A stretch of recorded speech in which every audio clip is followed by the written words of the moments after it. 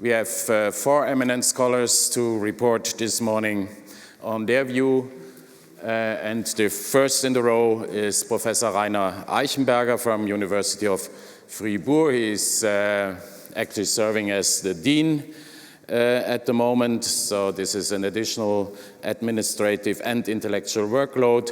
He studied economy in Zurich, then did the usual career path to end up as a professor for economy in Fribourg, or the chair of finance, to be correct, at the University of Fribourg as the successor of Walter Wittmann. Reiner is very well known from media. He's a sought-after columnist in the leading newspapers in Switzerland and abroad, and I'm very happy to give him the floor for his Towards a Globalized Competitive Market for Good Politics, whatever that is. Reiner, please. Thanks, Gerd. It's great to be here. It's great to see that some people at least managed it to come to the talk of my talk. What will I talk about? So these are the 3 points I will look at. What is the future economic development, so the chances and problems involved? There will be some very short remarks about that. And how to solve, of course, these problems, that's the big question. And of course, I'm an economist, so I have to give this answer, but I'm also convinced that it's the right answer. So one has to do it with the economic approach. And I will derive two proposals from this economic approach. And so the question, of course, is what is economics? We heard a lot yesterday and on Wednesday about economics, against economics, and I would not agree with this. So there were some of what has been said about what economists do and how they think was plainly wrong. What is economics? Economics is cost and benefit, of course, but the most important thing is and benefits. And most people only look at the world by looking at the cost or think about something and only think about benefits. Economists always think about benefits and costs. And most people, when they think about the world, they say, supply is important. Huh? On the others say, demand is important. But economists always say it's supply and demand. That's the difference. It's not that we are looking at supply and demand and the others are looking at something totally different. But they're only looking partially either at supply or demand or at cost or benefit. And what are costs and benefits? Of course, it's everything which humans dislike or like. It's not money. That's stupid. So think that economists are fixed on money. That's not true. Most often, when you look at the discussion about redistribution today, how unfair wealth is distributed, then most people only think about this in terms of money. But that's, of course, not what economists are interested in. That's a fixation on money. Those should go to the psychiatrist, those who only think in terms of money. But of course, you have to think about utility, happiness. So the redistribution of happiness is much different than the distribution of income. And it's not only the distribution of income, first, but it's also the distribution of time. So when you look at redistribution questions and unfairness and inequality, when you only look at incomes, you're coming on a totally wrong track. Because there is not only perhaps something like more and more division in income, more and more inequality in income, but there is also more and more inequality in leisure time. Today, the rich people are working much harder than before. But those who earn less money, they are working less and less. Huh? So if you account not only the distribution question in terms of income, but also in terms of time, the things look totally different. When economics look at the world, they always look, from cost and benefit analysis derives that people react systematically to incentives. That's all in principle what economists do. So when we think about what to change, what should we change, where are the problems coming from? Of course, it's because we have to look at the incentives of all relevant actors. And this produces the aggregate results. For example, when you think of, is capital punishment? What is the effect of capital punishment? Most people only think, oh, is this really changing the behavior of the criminals? So how do criminals react to this increase in punishment? But that's not the whole story. So the incentives are changing totally. Yeah? So as soon as you have committed a crime, which leads to capital punishment, then of course the price of committing additional crimes is decreasing. So on one hand side, the price is increasing for the first crime, but the price for the second and third crime is decreasing. So you can expect totally different behaviors than you think it's an increase in the price. And of course, the behavior of the judges will change, because some judges, as soon as they're not really sure whether the criminal has committed the crime, they will not sentence him. Huh? So, and then you have also to look at the incentives of the witness.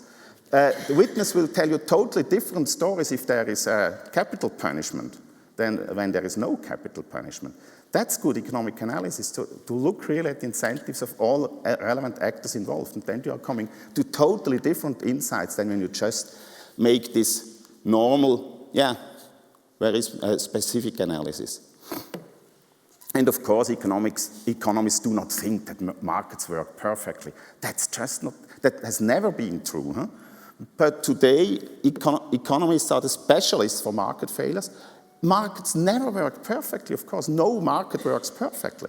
But that we know, of course. But what we are specialists for market failure and its cure. Huh? So we are more or less the doctors of markets. It's obvious that markets do not work perfectly, but we can improve them, we can help them to work better. That's what we are doing. So let's think about the future economic development.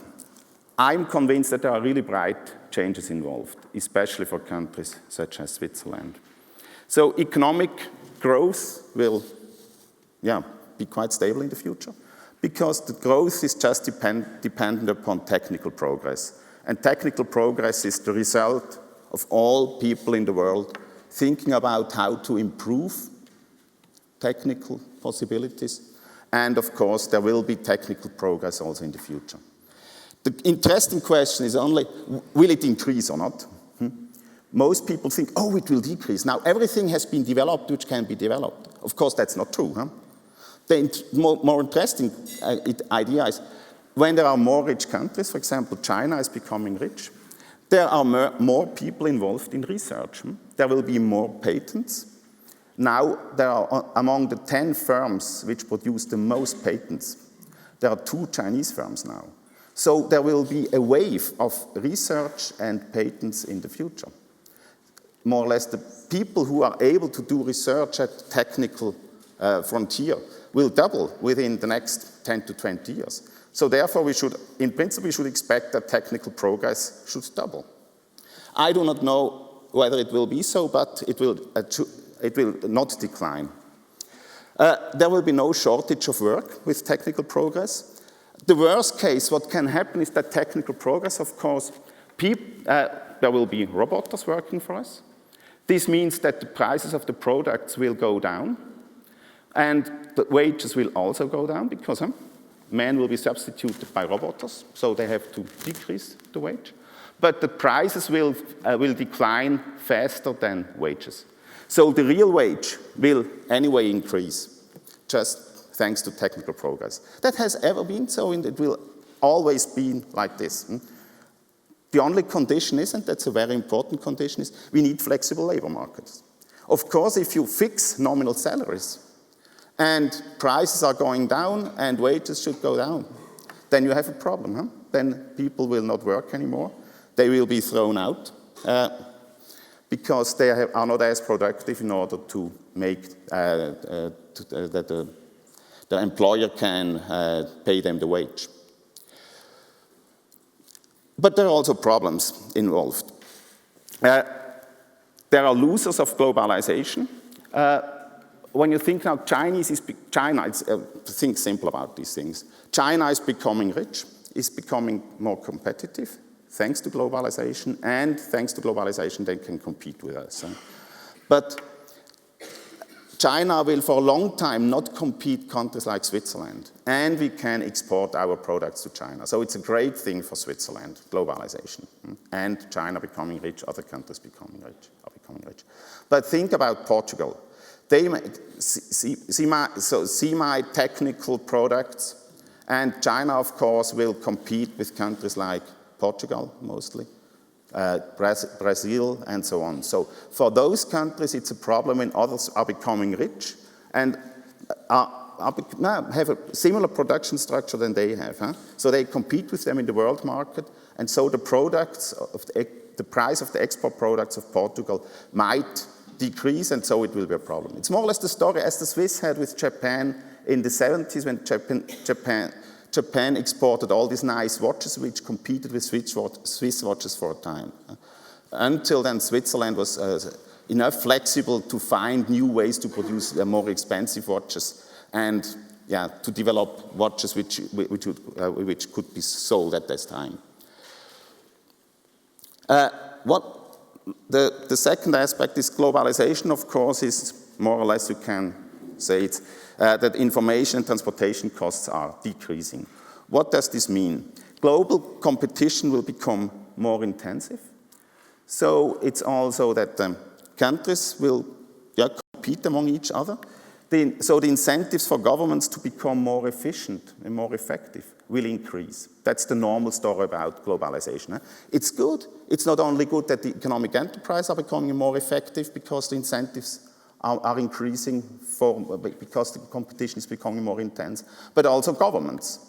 But of course, that's a nice story. The problem is when you live in a country where the government is not becoming more effective. It's important that governments are becoming more effective, so there is more pressure on governments in order to become more effective. But some governments will not become more effective because, for not market failure in the market for politics. Politics is nothing else than the market for political services. And of course, there is also market failure, and therefore it may well be possible that also the incentive for governments increase, or the pressure in order to become more competitive, they do not become more competitive. And these are the losers of globalization. Badly governed countries, they really suffer from globalization. So the question is, and then of course this means there will be increasing migration, because some countries will lose by globalization, those who are not well governed, and those who achieve it to be well governed, or which are already well governed, they will become even richer thanks to globalization. So at least partly the difference in the income will increase. So of course there will be increasing migration. And this will be inflated, boosted migration by several aspects. Now again, the cost-benefit of the migrants. So for migrants today, the aspiration level for income is increasing, or for having a good life, because they view it now in TV. They look TV in Africa, in Latin America, and they see, in North America or in Europe, it's quite nice to make a living there. The information is increasing. They can look at the internet, they can find all the information, how is it to live in these countries. The second aspect is the cost of migrating are decreasing. So it's today, everybody talks about, schleppers, so the people who try to get migrants into Europe. But most of the migrants are coming with their iPhone and with an app, migration app. So migration costs are decreasing, and they will decrease further in the future. It's much easier for migrants to come when there are already a lot of people here because of networking effects. And it's much easier now for them, thanks to their technical development, to make the living here. So you can send money home to your family much easier than before, and it will become even easier. So you can send remittances home. So it makes more sense to come to Europe and to send money home. And it is much easier living in Europe and to have all the contacts with your family back home in Africa thanks to internet. So today the psychic costs for migration are much lower than in earlier times, and they will decrease even more. So of course what we will see, not waves of perhaps we will not see waves of migration because, of course, there will be countervailing powers, for example, political reactions. But the demand for migration will increase. So the big question is, what can we do? How can we increase the well-being globally, so also in the poor countries, in the not so well-managed countries, and how can we equalize well-being? The answer of the economist is very simple. Where is well-being coming from? Of course, it's coming from good politics. The economy only works when there is good economic politics. And where is good politics coming from? Now I think most of you already got the point what economists always say. Of course, it's coming from good incentives for politicians, and good incentives are coming from good political institutions. So now we are, back here. Economists who think about the well-being and economic success are always coming with this idea. So we have to look at the political institutions. Or not always, as you have seen, there were some economists talking about well-being and not coming to this conclusion, so that is political institutions. But modern political economy always comes to this conclusion. We have to change political institutions to find better kinds of political institutions which give better incentives to politicians in order that have better incentives to do good economic politics, which result in economic well-being. Now, what are good political institutions? There are at least two perspectives. One perspective is just we have to increase competition between policy suppliers and for the support of citizens. So, as I said, politics is nothing else than the market for political services. There are suppliers of politics. These are the politicians and the political parties. And there is the demand side for politics. These are the citizens' interest groups. They all compete among each other, and they exchange money, votes. So it's nothing else than a market, and we can analyze it with an economic eye. So how can we increase competition? There are four logical possibilities. We can increase the competition for the power in government, or for government power. That's representative democracy. There are several parties or politicians competing among each other for having the power to govern the country for 4 years usually. The second kind of political competition is direct democracy. So the idea, there should not be a monopoly for 4 years for power, but there should always be some idea of contestable markets. There should always be the possibility for interest groups, for political parties, for citizens to make initiatives and to call for referenda. And then, of course, the citizens should decide. That's the opening up of the political market, not having 4 years monopoly, but contestable political markets. The third logical possibility is having competition among jurisdictions. That's what you have heard yesterday about. Federalism or functional federalism, not only federalism, between different geographically specialized governments, but also between functionally specialized governments. There is a fourth possibility which is always forgotten, competition between political bodies, which is something like checks and balances. I believe that this is very important. For example, in Switzerland, we have this very nice idea in communities with Gemeindeversammlung, with town meeting. People are not only electing a government, they are electing a second body, independent auditors. They elect usually 5 people for the auditing commission with majority vote, and those 5 people do nothing else than criticize and control the government. They are not a parliament. They cannot decide anything. They just can talk. And that's a really very effective institution. So we did research about that. We looked at it, I think, very closely. And it's tremendously effective.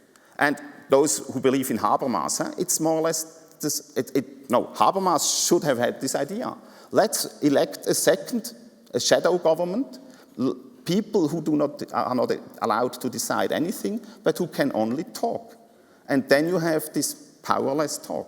and they come to good solutions. They have incentives to criticize the government, but they have also incentive to criticize the government constructively. They do not always say, oh, this stupid government, and like opposition party does it. They always say the government what the government is proposing is just bullshit. But these elected auditors, they wanted to be elected as auditors. So they have to be constructive. They do not say government makes bullshit, but they say, oh, this idea of the government is quite good, but we have even a better proposal. We know how to improve the proposal of the government. And then the population votes about the two proposals, the proposal of the government and the proposal of these auditors. And then that's, of course, real competition. And the result is tremendously successful. There is a second perspective. One cannot only look at the logical possibilities of competition, but we can also try to learn from the economic sphere. What is competition in the economic sphere? Why does competition among firms work quite well usually? The answer is there is an open market not only for capital, so the firm can take capital from a foreign country or from another community. So those who give capital have not to live in the same town where the firm is. But you can also take labor from out of the town from other countries. You can import more or less managers. You can import labor to the place where your firm is. And the second is one has to try to debias the incentives of the manager. That's all what one tries in business. And now we have to transfer this to politics. That's what the next step I wanted to do. I want to combine the first idea, these logical possibilities, with the ideas learning from the economic sphere, so opening up the labor market. And that's what I will talk about. It's the global market for politics and city-states. So when you look at politics today, oops, yes, that's okay, that's the right slide. These are important aspects of politics today. So how easy is market entry? In most countries, no, usually. It's very expensive. If you think of Zurich, most of you know Switzerland. Let's think about Zurich. In Zurich, of course, everything is better, or almost everything, than in a country in Africa. And there, all these problems are much, much more extreme than in Zurich. But we also have it in Zurich. If you wanted to be a candidate in Zurich, a political candidate, you have to be from Zurich. If you wanted to, a party wants to run in Zurich, you have to build up the whole party structure in Zurich. That's, of course, highly demanding. It's very expensive. It needs more than 4 years, so it needs a long time until you have enough candidates in order to have candidates for the government of Zurich or the parliament. The number of good candidates, when you look at the Zurich, the races for president of Zurich, usually there is not more than 1 or 2 good candidates, and most people, I think, would agree. Competition often is weak. In many municipalities in Switzerland, they have not enough politicians. They say, we have 5 posts for government members, and we have only 5 people willing to be candidates. Often they have not even 5 candidates. They have to search them to try to convince people that they should become candidates.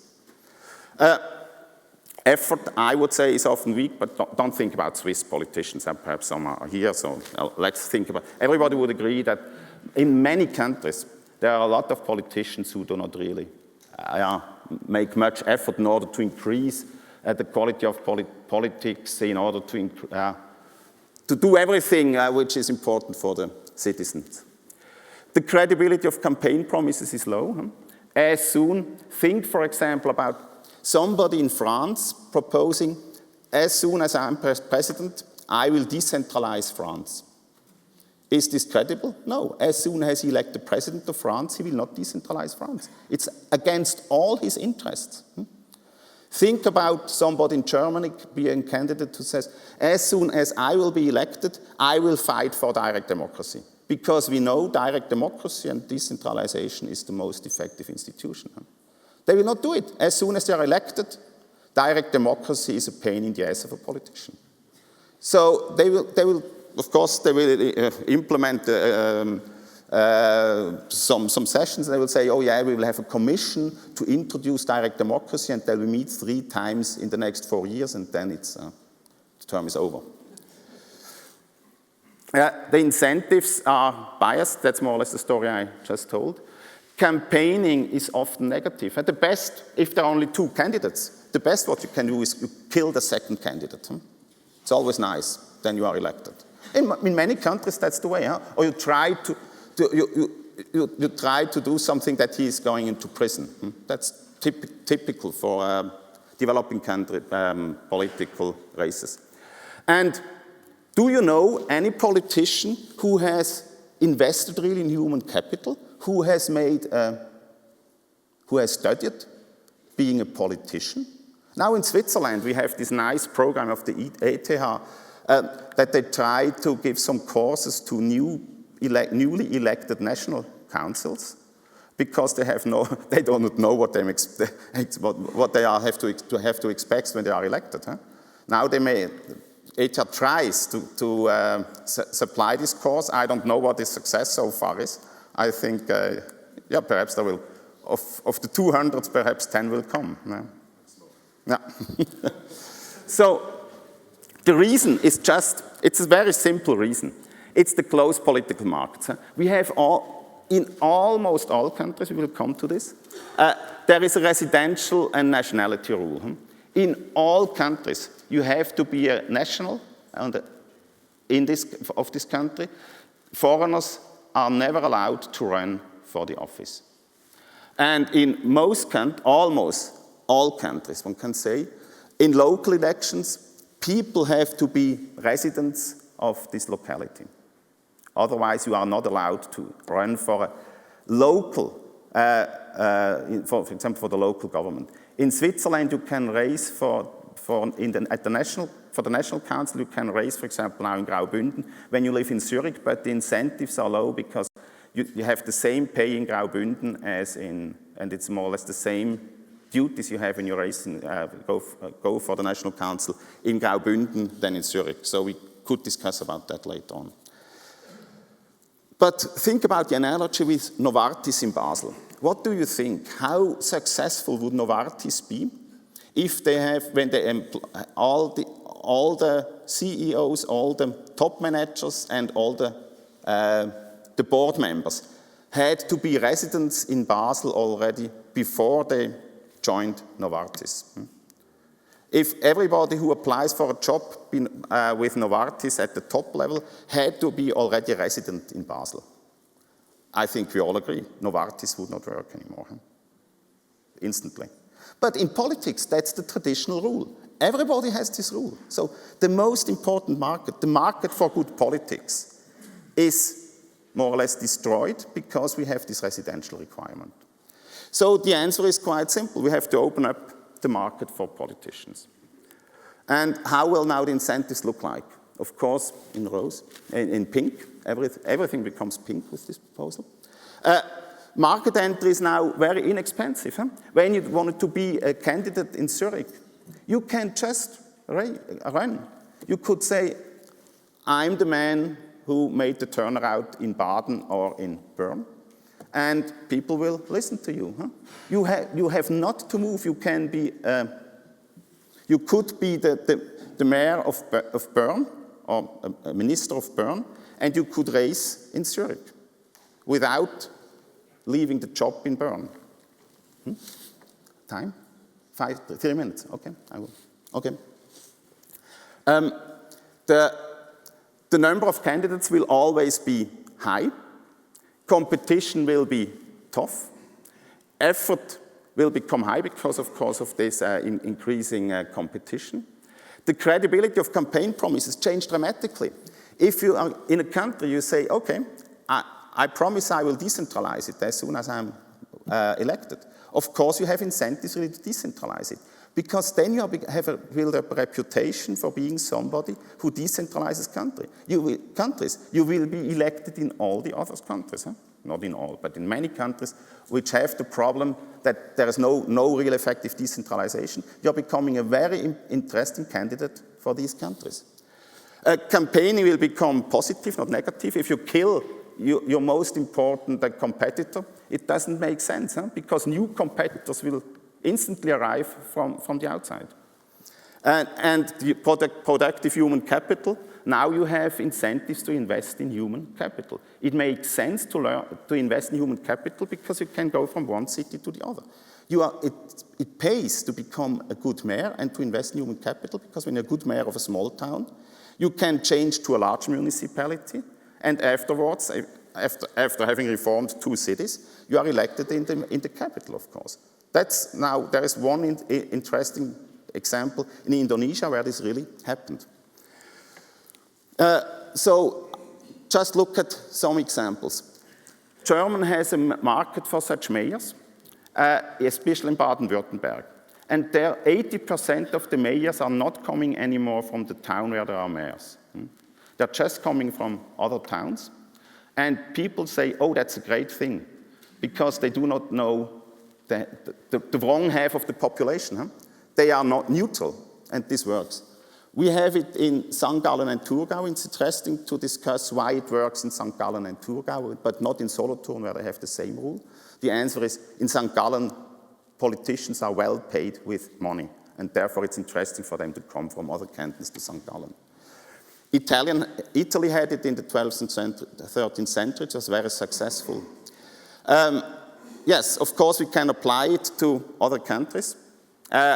Think about what we are now doing in Iraq.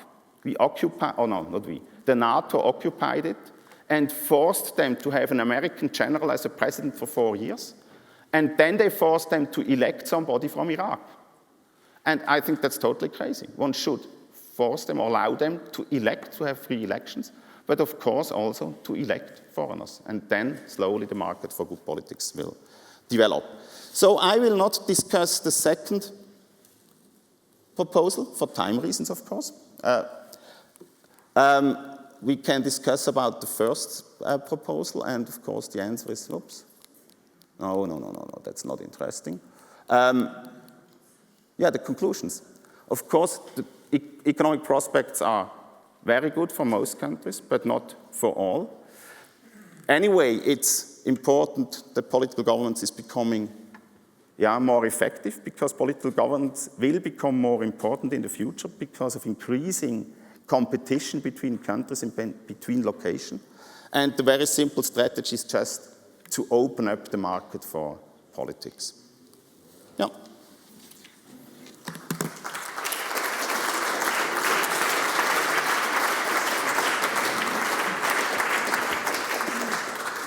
Thank you very much, Reiner, for making it very clear. I share some experience with you in setting up a 15-member commission in Bern, where there's some rules tied to that. So regions, language, gender, institutions, and to optimize that for 15 persons is a mathematical challenge. Questions? Yes. Your main argument was that politics should learn from business or from corporations or from the economy.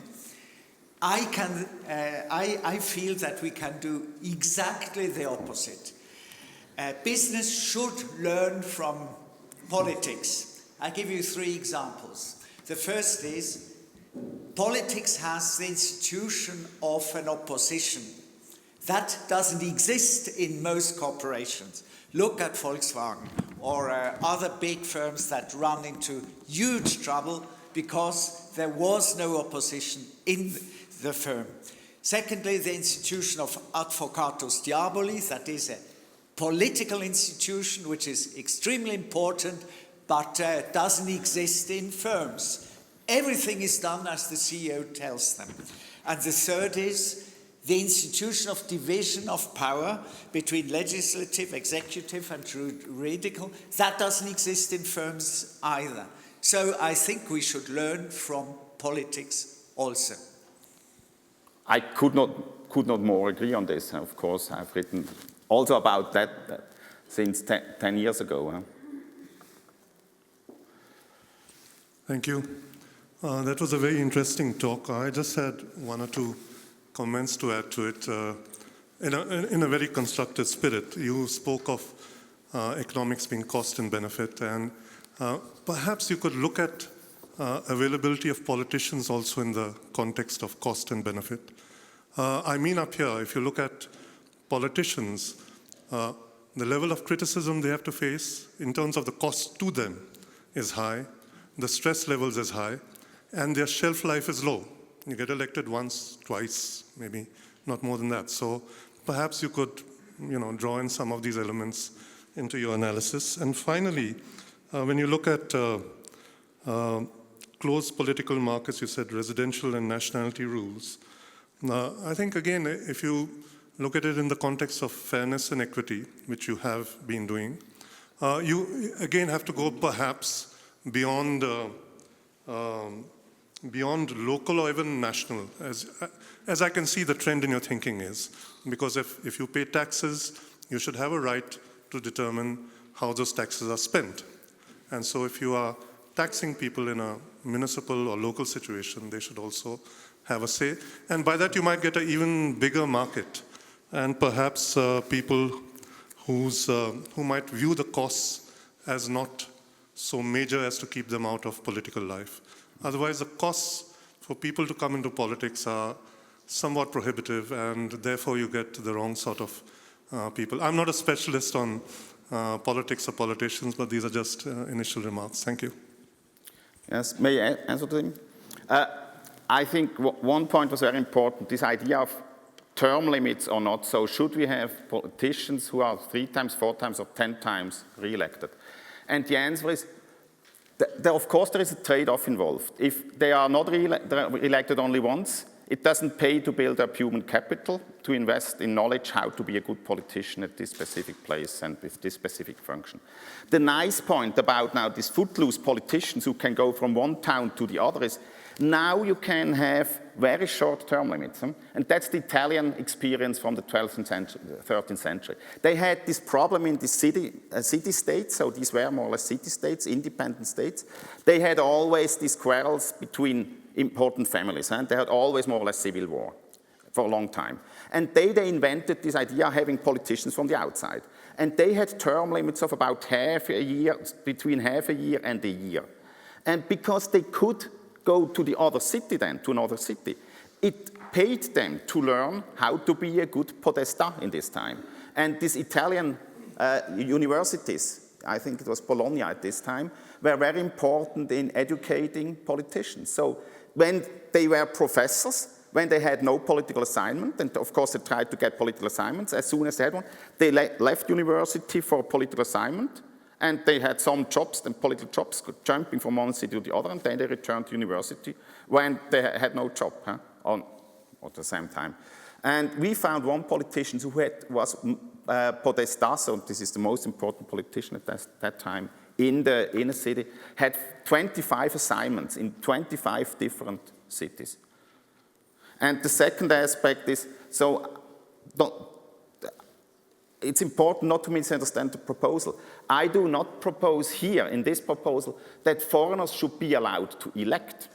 They are only allowed to be elected. It's like today, you have for everything you're allowed to have a foreigner. Your lawyer may be a foreigner. You may marry a wife or a husband from the outside. You may have a young lady looking for your kids from a foreign country. The only thing which you are not allowed is to elect a foreign politician. And that's, of course, why is this market so close? Oh, because the politicians make the rules. And of course, they deregulate all the markets. Even now, very liberal politicians deregulate all markets except the market for their own political service. That's clear. Next question. I have another 4 questions, so please. Hi.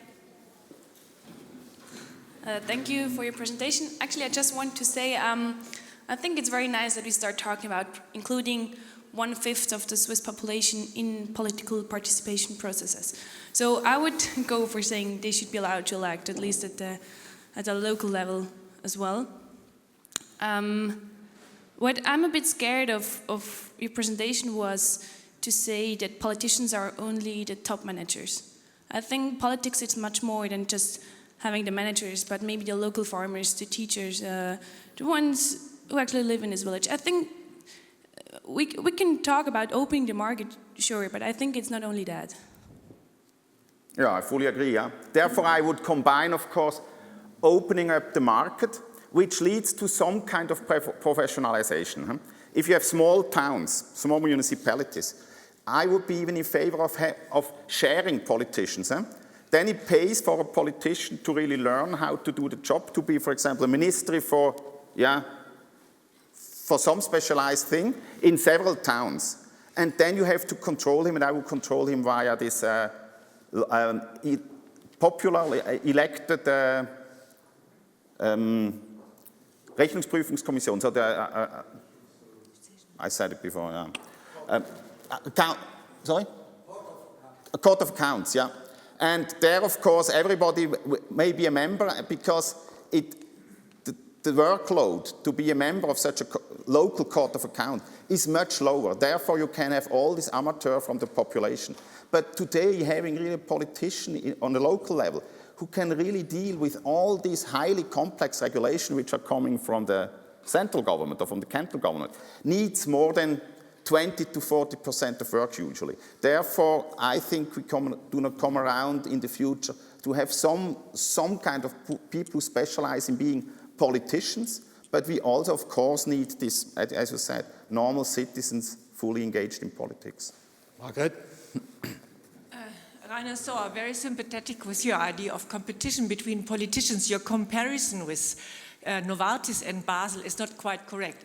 You should not say you want to look for candidates only from Basel. You should say Novartis, if you take a comparison, should only from candidates from inside or outside Novartis. And then you can learn that in most companies today, it's still the case that the managers still are insiders. And that has a positive side as well, which means in companies, we don't need managers which are only external job hoppers, which has a disadvantage as well, because they maybe are not loyal in that way as internal candidates. So what's the right way is to have a mixture of internal and external candidates, and that might be true for politicians as well. Exactly, perfect question, thanks. So, as we see with Novartis, of course, there are a lot of people are internally promoted.